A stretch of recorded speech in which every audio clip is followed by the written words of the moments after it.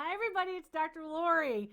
This is Behind the Scenes, or known as Rants and Raves with Dr. Lori. I'm going to tell you about, the sublime to the ridiculous. Stuff that happens when I'm not doing other things, when I'm not doing, videos or appearances or interviews or other things or appraisals. And in fact, some of these things are really amazing, wonderful, wonderful news, and some of these things are really just silly. So we're going to talk about them all. All right. So, this was a comment based on Ask Dr. Lori Live, and many of you participate, and thanks for doing that. And the comment was, I appraised a piece of modern glass, Blenko style modern glass, and I appraised it during Ask Dr. Lori Live.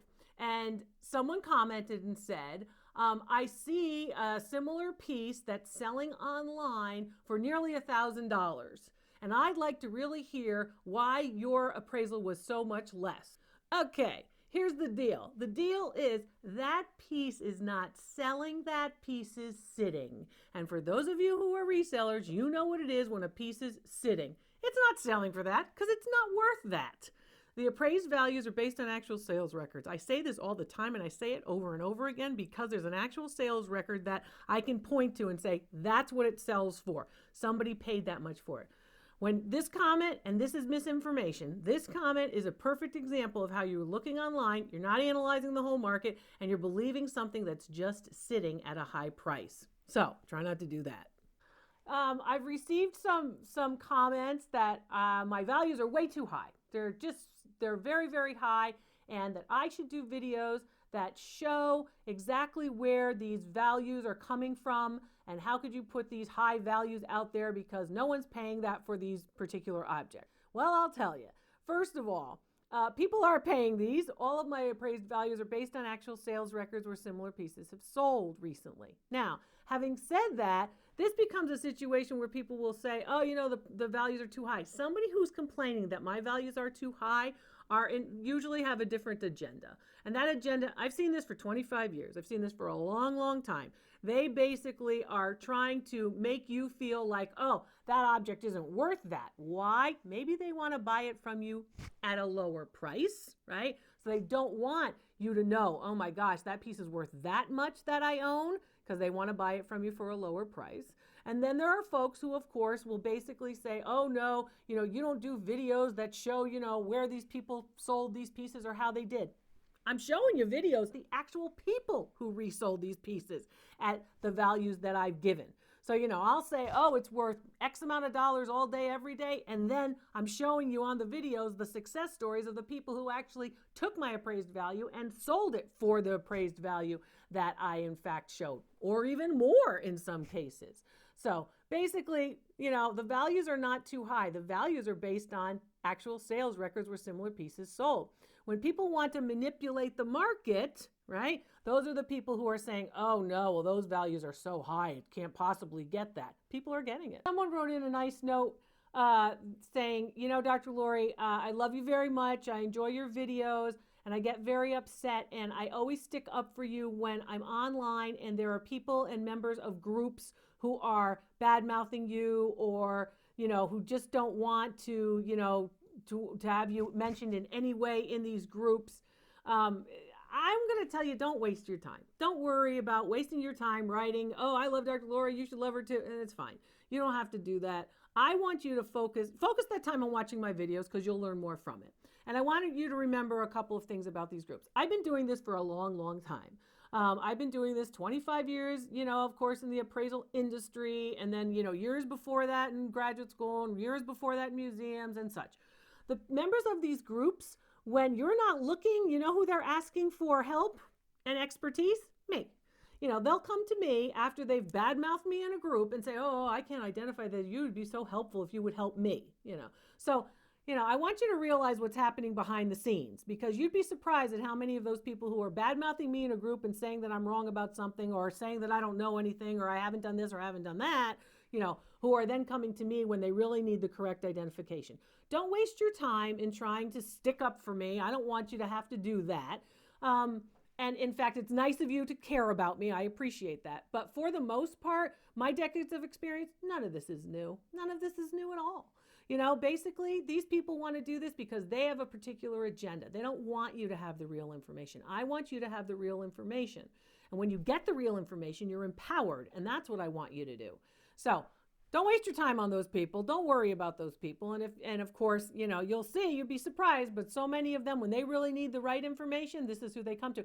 Years and years and years of this, I'll tell you, a lot of people would be surprised to hear this, that some of the very, very well-known dealers, collectors, and such will say to their own children, don't go to my colleagues who I've worked with for 50 years. And when it comes down to appraising the objects for my kids, for the kids of these dealers, go to Dr. Lori.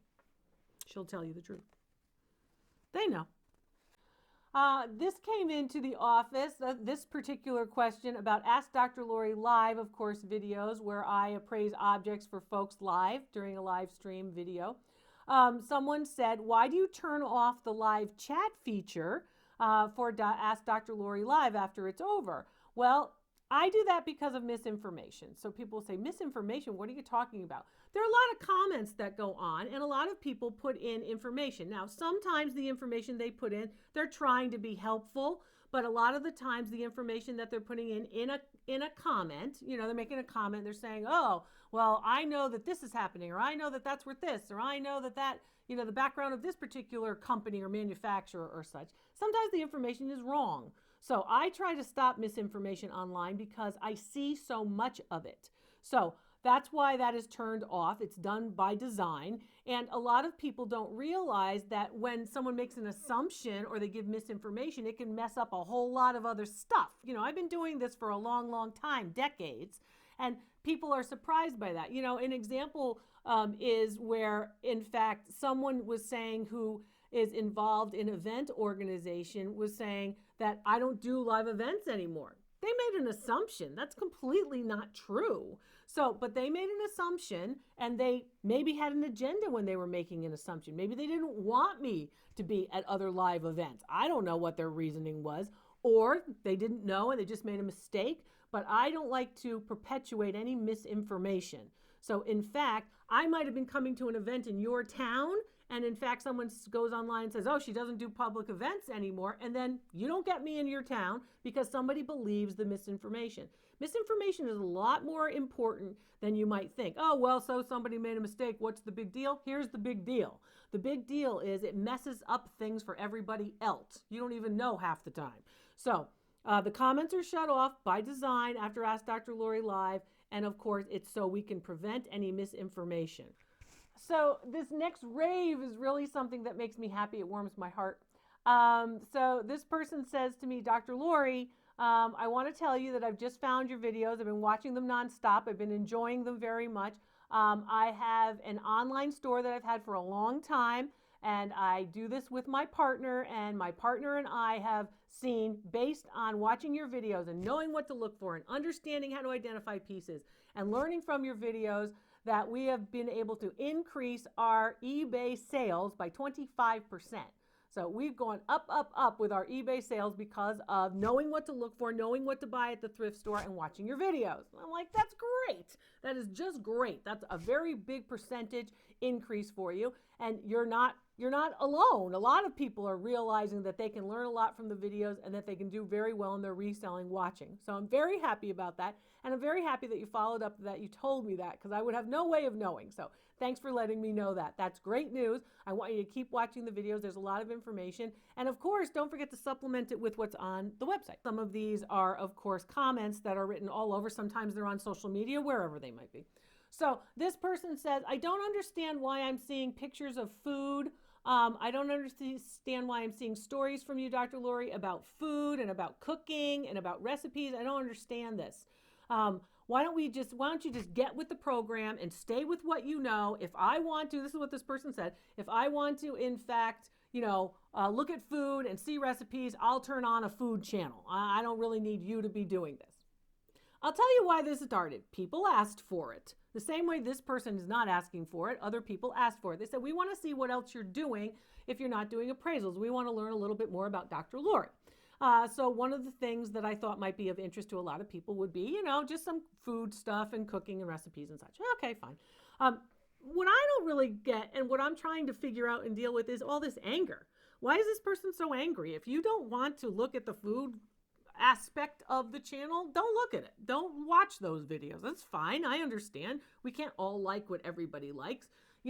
I mean, that's basically one of the things that I would say. I'm not crazy about Brussels sprouts, so I probably am not going to show you Brussels sprouts. So, but you make a choice. I don't know why we have to be so angry about it. But, if you don't want to watch it, I understand, that's fine. I hope you take good information and enjoy other aspects of course, my videos. But, if I want to put up food, it's my right to put up food. So there you go. Well, thanks so much. I hope you learned something from this. Thanks for being with me. I like to get some stuff off my chest, and I like you to learn along the way. So I'm Dr. Lori. I'll see you next time.